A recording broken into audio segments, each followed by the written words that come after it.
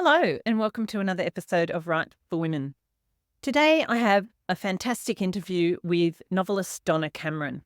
Those of you who have read Donna's latest book, The Rewilding, or perhaps her debut novel, Beneath the Mother Tree, will be familiar with Donna's work.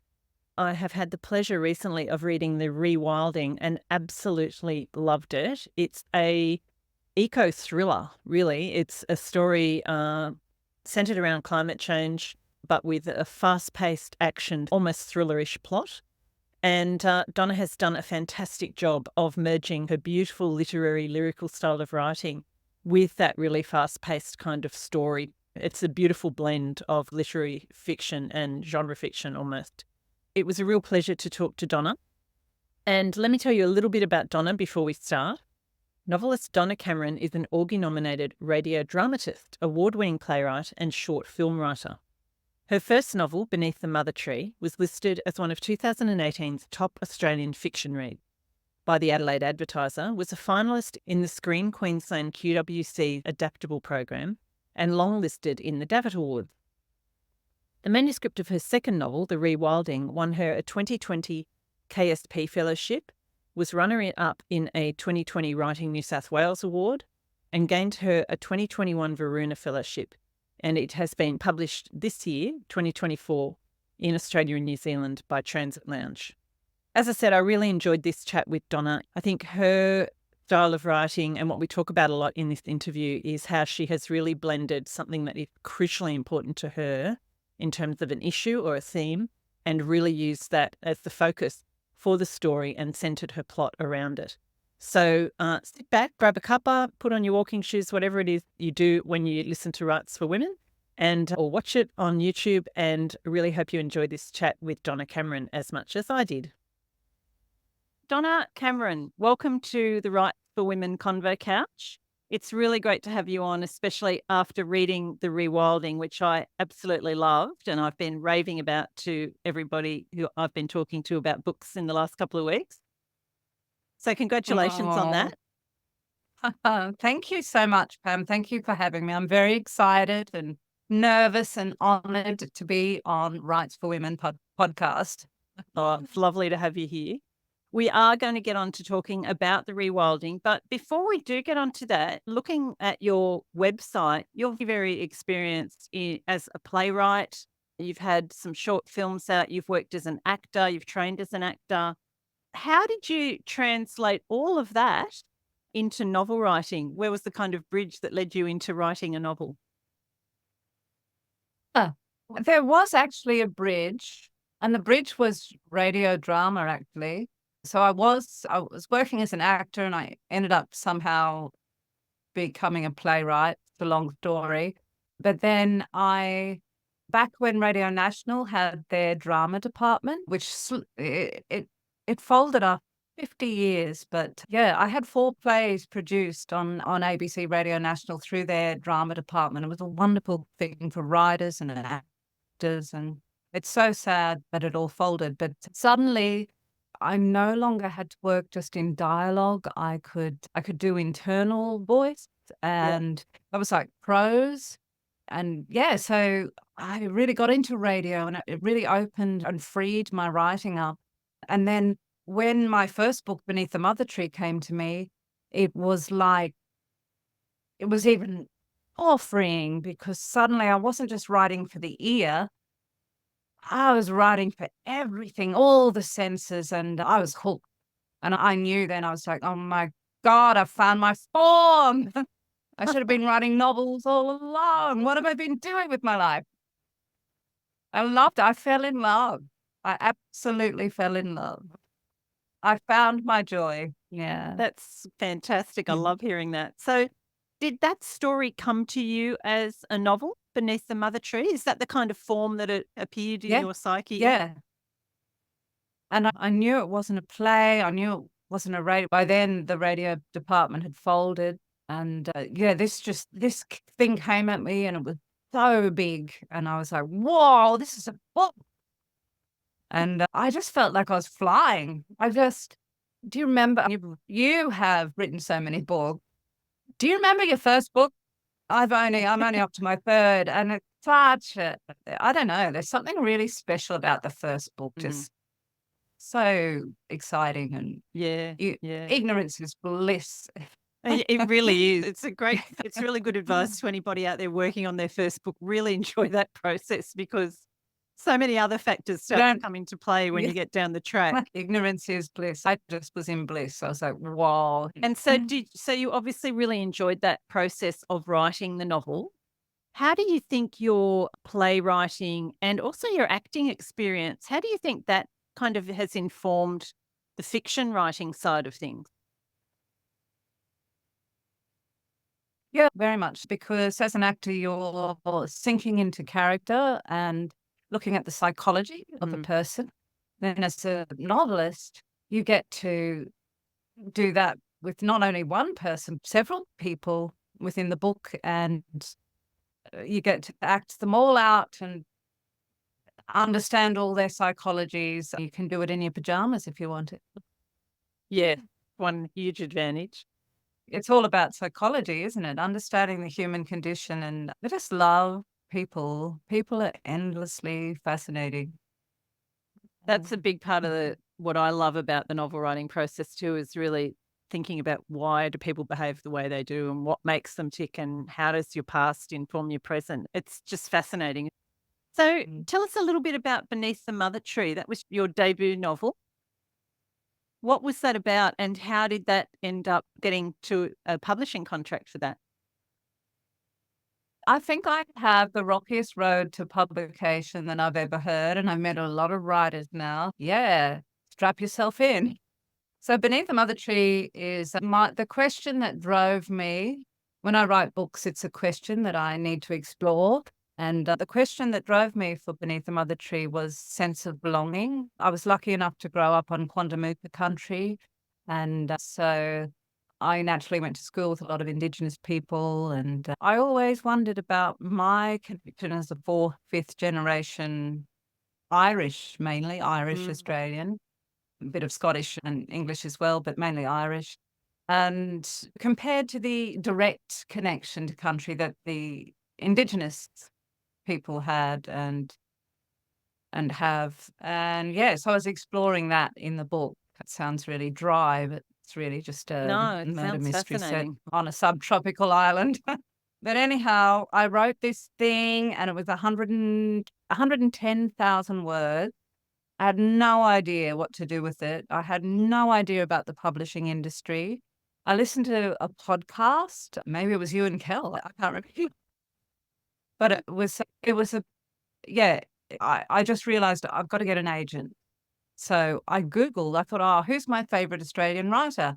Tim Winton. So I Googled Tim Winton agent, and up popped Jenny Darling, and I looked on her website and submissions were open and you had to send in the first 3 chapters and a cover letter. And I think I sent in the weirdest cover letter. It was something like, I found my form and novel writing.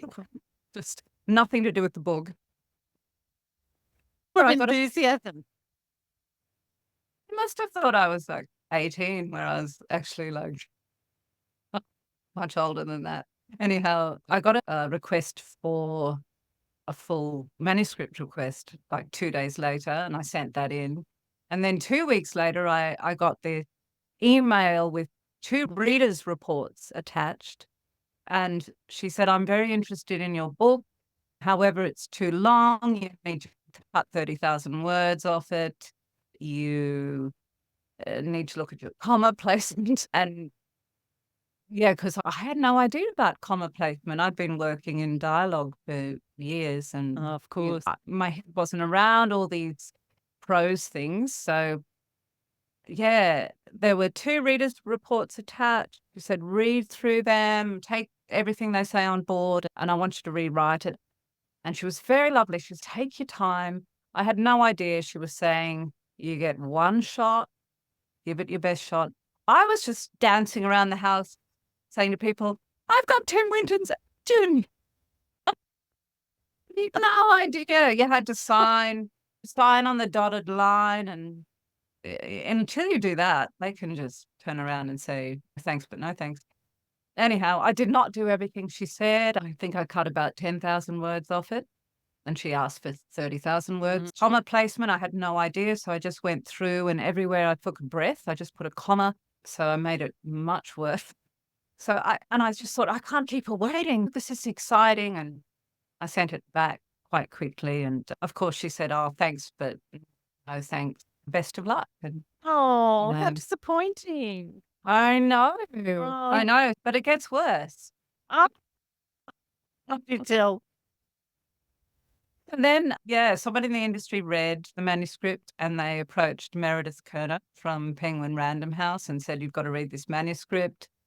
And Meredith said, yeah, sure. I ended up printing the manuscript out and going into Sydney. I lived like an hour and a half from Sydney, but I caught the train in, and I just had fantasies that I'd meet Meredith and it would all be so wonderful. And Meredith, of course, there was just some woman at the front desk who said, oh, I'll get this to Meredith, don't worry.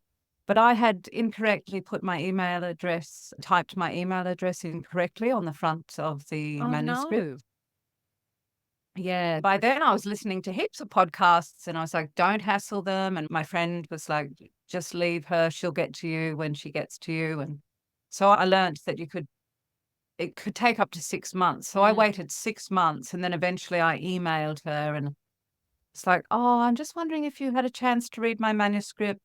And she said, oh, I read it within a couple of weeks of receiving it and I was halfway through and I emailed you, but I never had a response to my email. So I stopped reading because I assumed you didn't want to work with me. Oh, And no, Donna. I Oh, know. God. You must have been absolutely dying at this point. I was a bit suicidal, I think, Yeah. really. But yeah, anyhow, the week later, I won a residency at Baruna and I took Meredith's email, I took the reader's reports from Jenny Darling, and I got it down to 80,000 words and I learned how to edit and it became the manuscript it should have been. But by then I'd sent it out already to all the slush piles. And okay. so I was down to just all the little publishing houses and I ended up got 3 offers of publication within 3 weeks with all the smaller publishing houses. And I went with Midnight Sun and yeah. Anyhow, that was my journey to publication. Wow. Wow. I have My not heard first a journey. story like that. That is definitely unique. I keep thinking when people say, oh, yeah, oh, it was really hard for me. I'm like, you got nothing on me, babe. Yeah. I can trump that. So when Meredith assumed you didn't want to work with me, whatever, she didn't then, was there any further conversation about her looking at the rest or? Yeah, I emailed straight back because she forwarded me the email that she'd sent, which basically said, I'm halfway through. I'm loving your book. Would you consider cutting exposition? There's too much exposition at the front half of the book. And I never received the email. So she stopped reading. And then I said to her we finally made contact, I said, look, of course I said, I'd consider cutting off my right hand if it meant being published by you. I'm so sorry. And so we had a few emails. She said, look, I'm so busy. She's like 5 books Right. in. And we kept trying to email and she kept trying to make time. It just got really awkward in the end. And in the end, another book came out that was set on an island, Kangaroo Island. Mine was set in the Moreton Bay Islands, and had Indigenous content. It was similar, so it fulfilled that. Do you know what I mean? Yeah, it was It timing. was a little bit Yeah. similar to my book, and I could see it wasn't going to happen. I felt like I was hassling her in the end.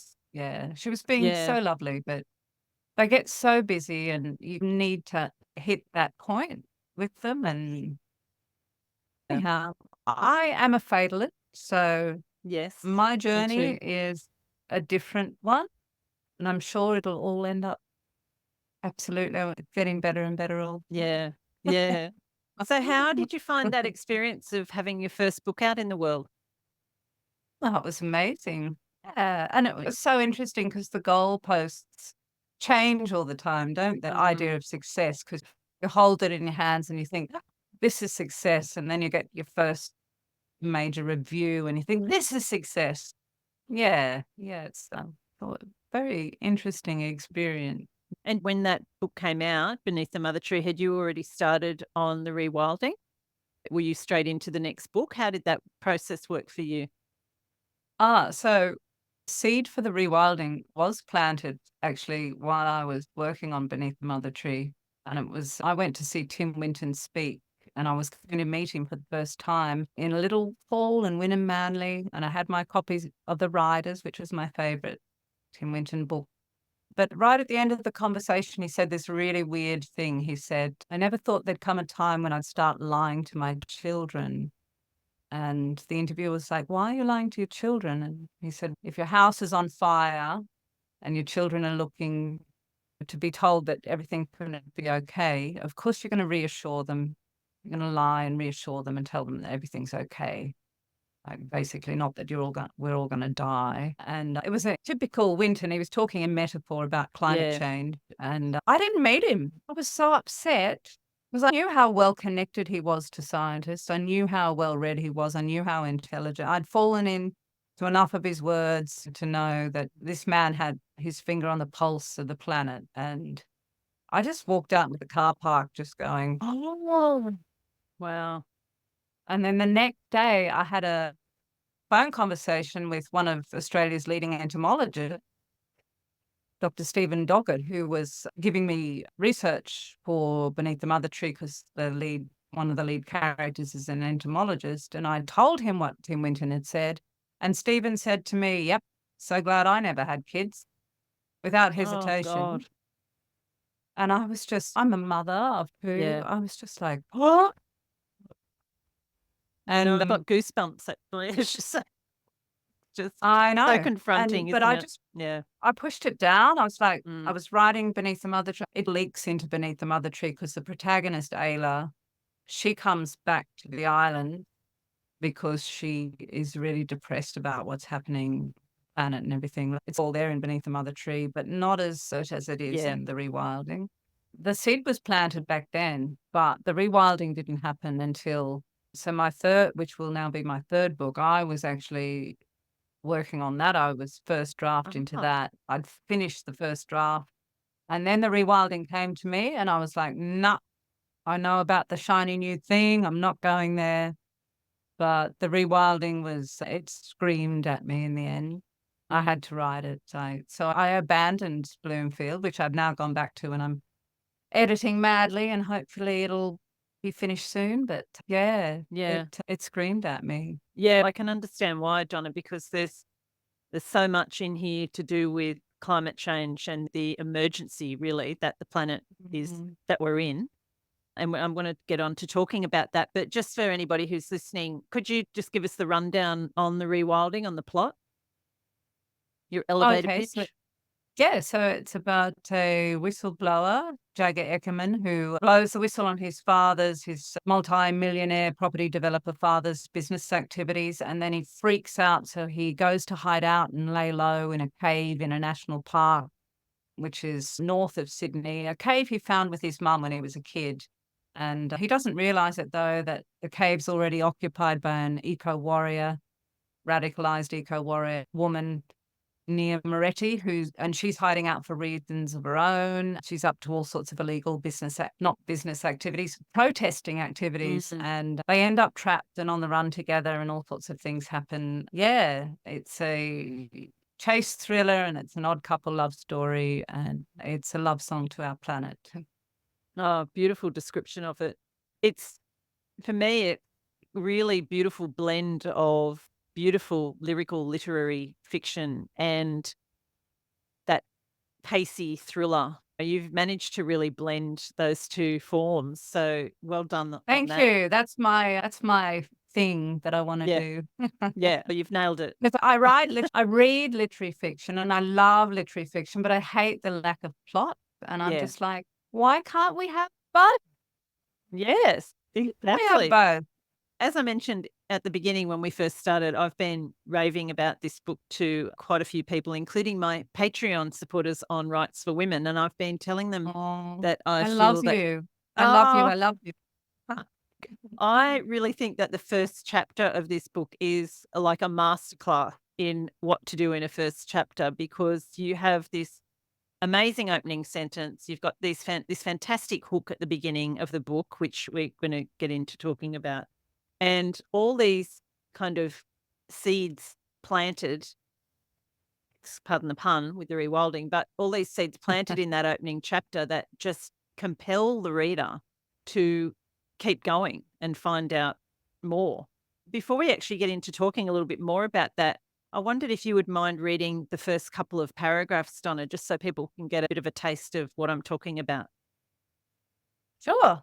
I've never actually read the opening. I've done quite a few author events lately, and I actually choose to read the part where Nia and Jagger meet.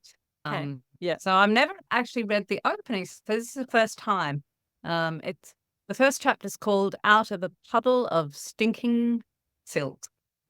The instant he ruins his life, a vision of his mother explodes in his head. He can't see her face, yet he knows she is smiling. Flyaway wisps of hair flare in the light, and she is gone, leaving him blinking at his computer screen. Then the guillotine click of the mouse as he opens the sent box, hoping it has failed.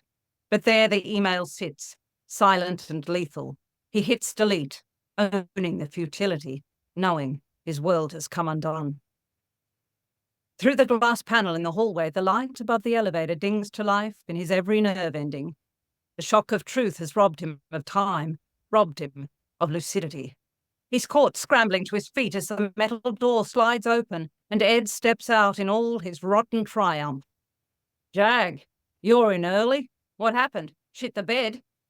Jagger can't speak, his voice trapped down a dark well. Fabulous. That was really good. Thank you.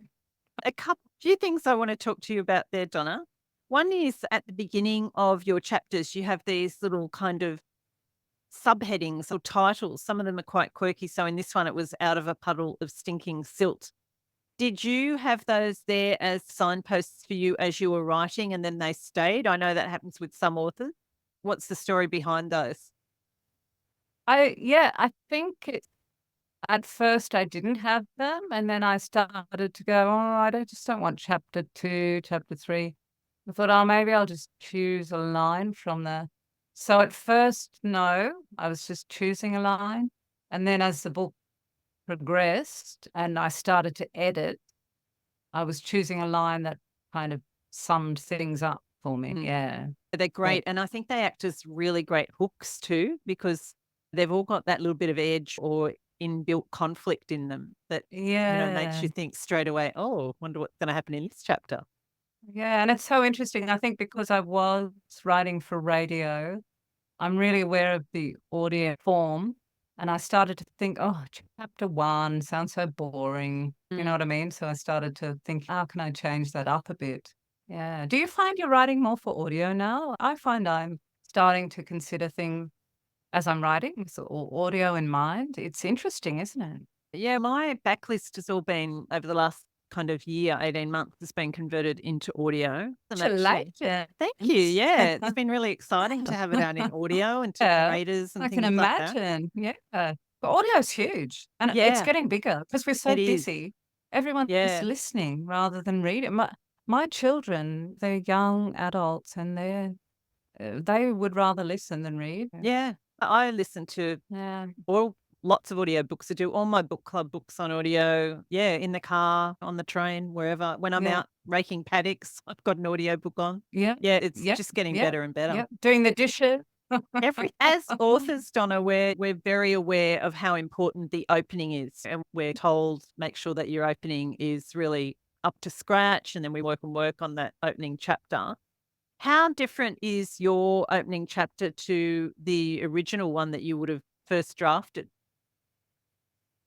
That was the original chapter. In fact, I didn't really change much. That kind of came, that first chapter. And what happened was the actual story starts when Jagger's fiance, Lola, he opens the door to their apartment and hears her talking about how she stalked him for his money and breaks his heart, basically, which sets him off on the whole journey. And so then I tried to write it from that point. I thought, otherwise I'm going into flashback. I need to So this was always the original first chapter, and then I tried to change it because I didn't want to do flashback, but it just didn't work. It did not work. It didn't have that oomph that I wanted. So I just went back to the original chapter. And the reason I wanted to start with an oomph is feedback from beneath the mother tree. I know writers hate good reads, but I love good reads because I learn where I stuffed up. Okay. And Okay. That's a yeah, and the great way to big look at thing, it. yeah, the big thing that I got was lots of wonderful reviews, but oh, it took me a while to get into it. I kept hearing that. Oh, it was a slow burn at the start. I almost gave up. I wasn't. But once I was hooked, I was in there. I thought I just started that hook too late. And so I was really determined. The second book, I thought, okay, I'm just going to get right in there and start with that action straight away. But yeah, so what happens is he gets on the train and he's heading up to the where the cave is, and then he flashes back to walking in on Lola, and we realized how we got to that point to send the email. So I started with sending the email, but I didn't set up how we got to that point. And yeah, so I had several drafts of trying to be really logical and linear, but it didn't work. I just, you know what?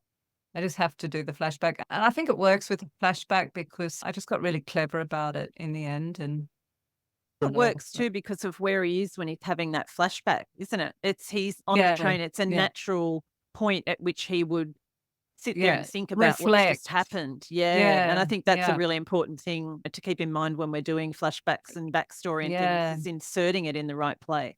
yeah, yeah. But as a writer, I started to learn, wow, opening pages are so important. I had no idea. And I realized as a reader, I judge a book by, I read the first line, and if it doesn't turn me on, I'm just like, and then I might give it a paragraph, and then I'm just like, put it back on the shelf. So Yeah. it's brutal, isn't it? It is, but that's what we really need to be aware of, isn't it? We need to bring our reader's mind when we're particularly at the revision stage. But for Yeah. me, when I was reading this, first of all, that opening sentence, the instant he ruins his life, like already within the first 4 words, that word ruined is just, oh, okay, here we go. It's so evocative. A vision of his mother explodes in his head. And I think this is a really great example of how important word choice is. The vision of his mother doesn't just appear or hover or whatever, it explodes in his head. And then you go on, he can't see her face, yet he knows she is smiling. We've got that vision of her, and then she is gone. Even though you don't tell us there that the mother is, I don't know, is it a spoiler to say the mother's dead? Not at all. No, but That all happens before the story. Yeah. yeah. I don't know, something about the description there that you gave immediately gave me that clue that, oh, he's pining for his mother. There's this sense of yearning for his mother. You set up so much in this opening paragraph. And then, of Mm. course, the email being sent and him immediately wishing that he hadn't pressed send, and that sense of trepidation that he has. You've captured it all in that opening paragraph. And I think, your word choice there was that email sits silent and lethal.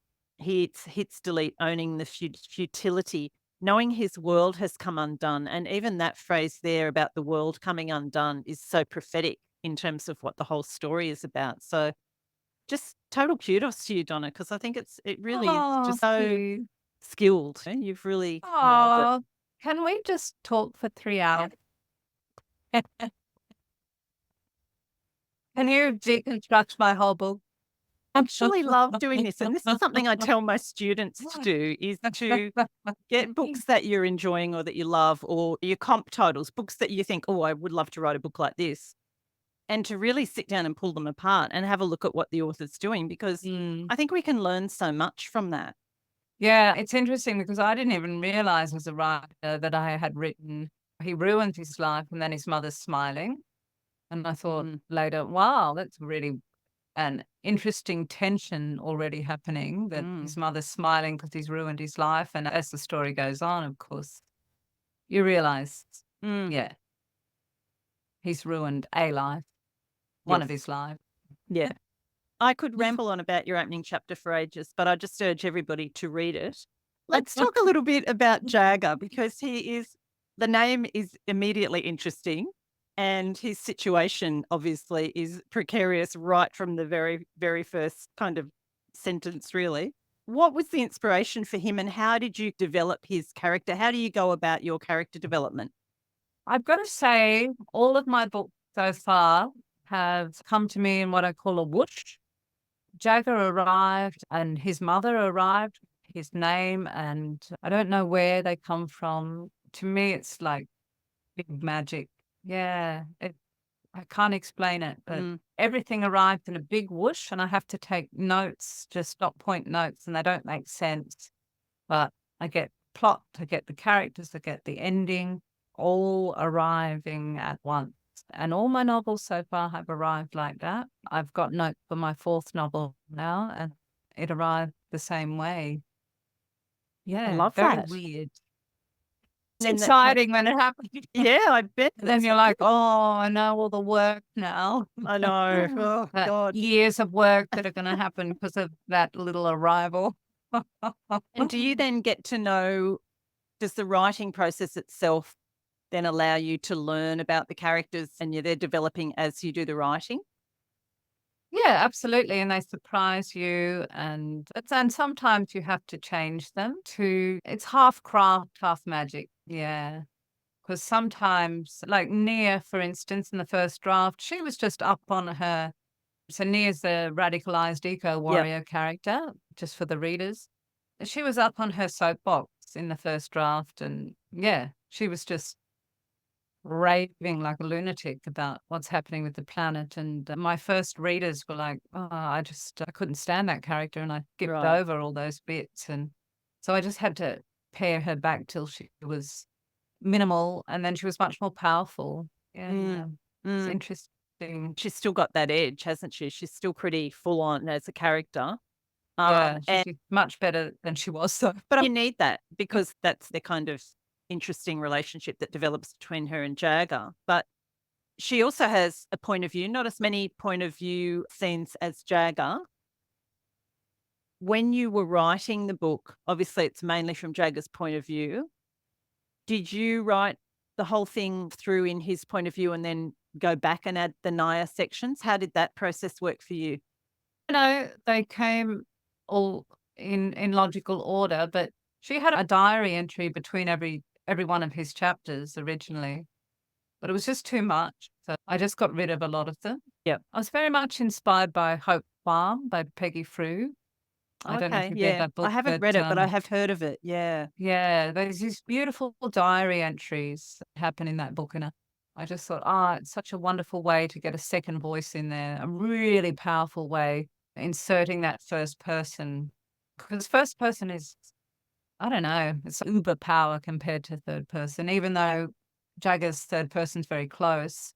There's nothing like first person. Yeah, it's interesting to have that mix of the two. When you're writing, Donna, how do you go about developing the backstory and the psychology of your characters? Or is that part of the whoosh and it's just there and you're uncovering it? Yeah, I think it must be part of the whoosh because I don't do exercises or I don't know. Mm. I work a lot with dream. I do work a lot with dream, middle of the night stuff.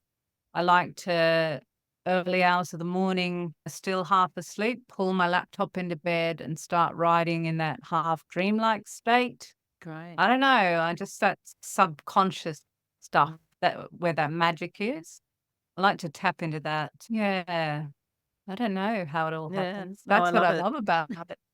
Of course, the other, which we touched on earlier in the conversation, the huge theme in this is climate change and the state of the planet. And that is very much the story that Jagger gets pulled into, even though there is already a connection with that for him at the beginning. As I was reading it, I thought of you as the author, and I thought how much research you must have done to really get all that into the story, and you did it in such an interesting way because it became part of the dialogue or part of a character's thought process or whatever. But also how disturbing it must have been for you, in a sense, writing it. Like you said, you had that initial reaction to Tim Winton statement when he was speaking. How did you cope with that as you were writing it? I had to write this book to cope. if that makes Okay. sense. Every book so far, it's actually just been about exploring a question. And for me, I was in an incredible state of climate grief. So Tim Winton set me off, but then it just got worse because I started just reading then, and yeah, I realized how bad things were. And then I had to write the book to find hope. I wanted hope. I wanted to know if there was hope, if there was a possibility that we could turn this around. I need to manufacture hope. And yeah, I did a lot of research and I came across the work of Joanna Macy, who's a Buddhist scholar, writer, and she talks about maintaining the gaze. And maintaining the gaze is really hard because there are days where you're just like, can't do this. But to not do that is worse for me because just trying to ignore it, you can't because it's there in your subconscious and it rises up anyway. So it's better to maintain the gaze, to walk straight into it, open eyed, and deal with it, I think. And I think as a species, we actually need to do that. I think at the Mm, moment we do have our heads in the sand, and subconsciously, as a species, we're screaming. We're all like this because we're not dealing with we're just open eyed. We need to go, okay, actually, collapse is occurring right now. What can I do as an individual? And that's mm, what I really wanted to explore in the rewilding. There is so much we can do as an individual. So we can't sit back and go, oh, I'm just disempowered. It's all up to the governments, because if we wait for the governments, we're not going to save ourselves. But mm. it's so weird. I keep thinking that John Lennon is going to have a comeback. Power to the people. Imagine Oh, that. Do you know what I yeah, mean? I think we yeah, will get to that point as a species. Humans are incredible. We are just the most beautiful, compassionate, creative, or one of the most beautiful species on this planet. At the moment, what we're doing is we're actually destroying so many other species as we speak. But I think we have incredible compassion, and I so wanted to weave all of that into the book, that mm, all the good stuff we're doing, and we can tap into that and we can believe rather than feeling disempowered, because despair is our biggest enemy. If we yeah. think we can't make a change, we will just go, oh, whatever. Give up. Whereas if we Yeah. go, oh, maybe I could look at my superannuation fund, maybe I can look at my bank, maybe I can divest, maybe I can look at my food sources, maybe I'll grow my own food, I'll buy from my local farmer's market, maybe I'll buy a hybrid car, an electric vehicle, maybe I'll drive less, maybe I'll carpool. You know, all these little, if Yeah. we all did that, imagine if the whole of Australia suddenly divested super bank power companies overnight. We just Mm. all went, no, we're not going to support fossil fuel anymore. What an incredible thing that would be. We are capable of doing that. I wanted to capture that feeling in my book. You definitely have. And it sounds like the writing of it also inspired you to just continue on with that kind of mindset and to share that mindset. And I think that's Yeah, a yeah. really important message in the book too. Without being, it's not preachy, it's not, it comes through, it filters through the story because it permeates pretty much every aspect of the story. But I think you've filtered that message through there really beautifully. I found the answer to my question through writing the book. Hope comes through action. That's Yeah. what I realized. I Okay. got to the end of the book and I was like, I felt so good when I was writing the book, and then it went out on submission and started to get really depressed again. And I realized, oh, it's because I'm not actively pursuing when I was writing the book, I thought, this is good. I feel like I'm doing something. And then it went out and then I was like, oh, I have to actually keep doing something because otherwise all this despair's going to come back. So yeah, in my own life, I've become a red rebel, which is exciting. It's very exciting, very inspiring. What would you say was the biggest challenge for you, Donna, in writing the book? Not becoming didactic, not getting on my high horse. The first draft was really me just venting. Mm. Yeah. And then I had to get rid of it all. What about the biggest joy? What did you find the most joyous aspect of writing? the love story between Nia and Jagger and the humour that They've got is great created banter. as they get to know each other and the way she dresses him. There's some really funny moments in there, His actually. shoes and the way that he ends up, like, his beautiful business suit, Armani business suit, just gets tattered as the book goes on. And to me, that's a symbol of capitalism just getting Yeah, destroyed. And yeah, all of that was so much fun. Yeah, it I would have love been fun. humor. You had those really lovely layers to the characters, even though they were in these, at times, quite dire situations. One of them would make some smart-ass comment and there'd be a bit of banter, and it just was a really lovely balance. Yeah, it's the best, isn't it? When you crack yourself up, you're just sitting there laughing your head off and hoping that maybe some reader might find this funny. I did. Same happened with Beneath the Mother Tree, Yeah. the grandfather character. I was cracking myself up writing that character. And yeah, you just hope that it comes off the page. Do you know what I mean? You never know whether it will come off the page, but It's the same with the other emotions, isn't it? If you find something in the story particularly emotional and it brings you to tears, there's a strong likelihood it's going to have that impact on readers, or at least on some readers. that's such a skill, I think, to make a reader cry. Yeah. I always feel happy when readers say they've cried in my books. I know that's a little bit Yeah. sadistic, but sorry. Donna, in the acknowledgements in the back of the book, which I always love reading acknowledgements, I often read those first. And then I go back and read the book, and then I read the acknowledgements again. But there's a lot of kind of people in the industry, friends and writing friends who you acknowledge. And it struck me, and you may even have said this, but it's a little bit like that idea that writing a novel is a bit like raising a child, that concept that it takes a whole village. Would you agree with that in the case of this book? Definitely. So I submitted the manuscript to Curtis Brown. I just submitted it through the general button.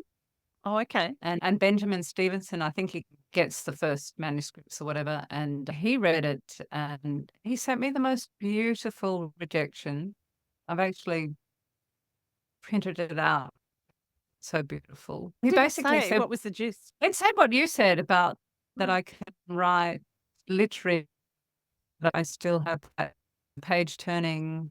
I should have had it in front of me. I could quote it to you, but it was so beautiful. But he also said, stakes aren't high enough. And Okay. at that point, I didn't have the hitmen Right. in the book. Jagger was just running because he was scared that what his father would do and maybe he might get arrested, and it was vague. And Benjamin Stevenson gave me that because it was like something in my brain just dropped, and I was like, oh, he's not running for a solid reason. Yeah. Luckily I got a residency at Varuna, and I went for 2 weeks and I wrote that whole, you know, I've probably given things away that I shouldn't, but yeah. The Hitman. I wrote The Hitman, Yeah. and that changed everything. It changed everything, and that was an agent who just took the time to write me a detailed rejection. So agents out there who do that, thank you so much. Yes. Fantastic. And what other sort of Yeah. feedback did you get along the way as you were drafting and revising the book? What other sorts of feedback did you get from people?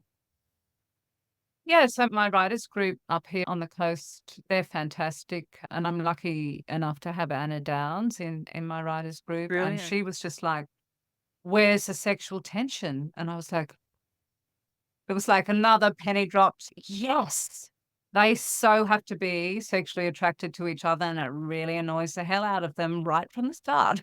Yeah, yeah. And that changed everything in their relationship. And do you use beta readers, Donna? Do you have people that read it at Absolutely. different stages? Yeah, absolutely. Yeah. But I've got to say, with Bloomfield, which is my third book, I haven't. It's interesting as you get more experienced. I'm holding off this time because I feel like I'm a bit more all over it. But I know it's getting to that point where I will need readers soon. But I used to get readers in earlier, and I haven't with the book. Yeah. I've heard that happen. Yeah. Yeah, and I think How about different you? books. Yeah, I always get people in my writing group to read it, and because there's 8 of us, It's great because you can give it at a certain stage to Certain people. Yeah, certain yeah, people, and yeah, then or if you want particular feedback, like you were saying, Anna's got that great eye for probably the thriller plot and yeah, that sort of yeah, thing. So there's different people with different skills that you can give the manuscript to at different times, which I find yeah, really helps as well. yeah, yeah. So this one has been published by Transit Lounge. Yes, which I'm so honored and privileged. I couldn't believe it because I just thought there's no way Transit Lounge would pick me up. They publish such good writers, and I just didn't think I was in that league. So I'm, yeah, I'm gobsmacked. That's amazing. And what sort of reception has it been getting? Like you said, you do read good reads and you're really aware of what reviewers are saying. Have you been happy with the reception so far? I'm actually, yeah, I thought that being such an unusual book, it might get ridiculed or, yeah, it's been amazing. All the Mm, reviews have been incredible. Just writers that I really respect saying incredible things. I'm just like, yeah, that's I'm, great. it's interesting. A lot of it's about confidence, isn't it? Because you go through these bouts of, I'm sure you do, and we all do, where you just think, oh, I can't write really. Yeah, I know. And then, yeah, and then your new book gets received so beautifully. You just think, oh, actually, maybe I can do this. And it really helps with your next book as you're working on it. That voice in your head's just going, actually, it's all right. That's a really good passage. Own that. And it helps having a publisher like Barry Scott, who's just, he's so in my ballpark. He's just, yeah, he's so supportive of my writing. And that makes such a difference, having Mm, someone backing you like that. you've got Yeah. that person there championing your book, which is exactly what you want. Do you have an agent Um, now, Donna? Or yeah, so I did end up getting an agent for the rewilding, but it took a long time. And I had a year of rejections. I think I tried every agent in Australia, and they were rejecting it on the premise because no one wanted to know about climate change. They said climate change doesn't sell, publishers don't want to anything to do with it, it won't sell. And the same thing happened with the publishers. We're just not nothing to do with climate change, it doesn't sell. wow, So yeah, 2 years of rejection, basically. go Yeah. go you on keeping going with it and being really determined and just persevering and getting it out there. Well, I would have self-published if it hadn't Yeah. have got picked up. It just I yeah, I'm not writing for the accolades. I don't know, I'm writing from this strange space. I think we're in a very odd time in history at the moment. That Yeah. brings me to my last question, which is what I like to end the chat with, which we've touched on. But what would you say is at the heart of your writing? Joy. Yeah, I do get off on it. But also, there's always a question, a burning question that Mm, drives me to actually pursue a book because it's a big thing, isn't it? I'm not a mm. quick writer. It takes me years. It's a lot of work for no money. You've got to have some burning thing that driving you to. And for me, with Beneath the Mother Tree, I wanted to know how I belong here. The Rewilding, I wanted to know if there was hope. Bloomfield, I want to know about community, whether that will save us, whether we'll be kind enough to each other. Oh, I love the sound Yeah. of that. I'm really looking forward to it. And I am going to go back and read Beneath the Mother Tree, not having read that one yet. So now that I've read The Rewilding. Well, or you could Um, wait for the audiobook, which hopefully, if I get my ship together, will be out soon. okay, brilliant. So tell us a little bit about that. You're recording that yourself, or you've recorded it already? Yeah, I have recorded it at Argus Studios in Mullaney. I'm producing that myself, so I'll be Brilliant. hybrid. Yeah, Oh, that's yeah, fantastic. And who yeah. will that come out through, Donna? Or are you like, how does that? Well, that's what I'm trying to figure out, all of that. Yeah. I don't know how to do all of that. But you've already recorded it? I've recorded it and I've listened and yeah, it's ready to go. It's hot off the press and I just need to know what you do with it now. That's so exciting. All right, well, I better let you go, but thank you so much for being on the pod. It's been such a great chat. It's been so lovely. I'm just feel so grateful. Thank you. I hope maybe someone buys my book. Oh, I'm sure they will. And as I said, I'm out there spruiking it. Thank you so much. And Thanks, Pam.